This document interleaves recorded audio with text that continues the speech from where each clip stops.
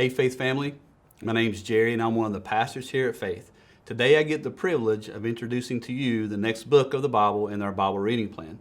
If you're following along with us, we just wrapped up the book of Deuteronomy, the last book in what we call the Pentateuch, and now we're starting the book of Joshua.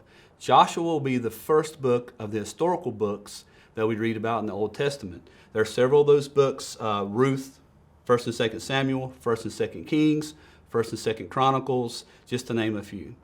Historical books basically trace the history of the conquest of the Promised Land, to the rise of the kingdom of Israel, to the fall of the kingdom of Israel.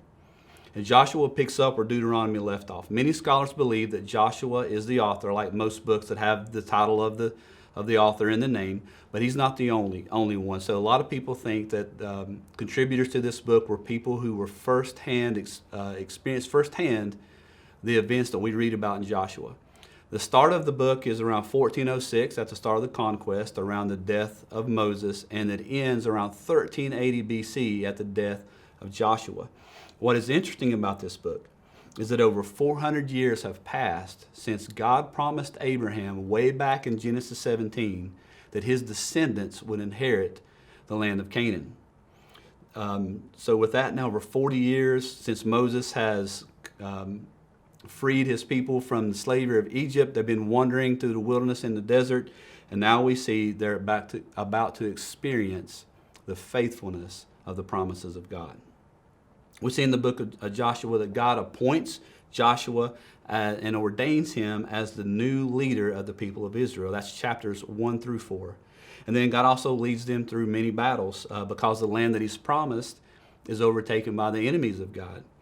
And so we see that through chapters 5 through 12. And we also see that yet again, God's people want to trust themselves instead of God. So God has to remind him that faithfulness in him is directly tied to victory in the battles ahead.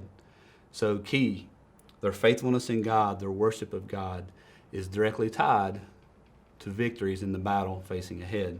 You'll see that in chapters 13 through 21. Chapters 22 through 24, the battles are won, the land is settled. The promise has been realized. God keeps his promises. What's interesting about this, as you read through the book of Joshua, I want you to look for Jesus himself. I want to remind you that the word Joshua literally means the Lord gives victory. The name Jesus is the Greek form of the Hebrew name Joshua. Joshua was the man God raised up and appointed to lead his people to victory. Jesus is the man that God appointed to lead us to victory. So like Joshua gave his people rest, Jesus promises us rest. So he came, he fought our battles for us. We didn't have to fight them.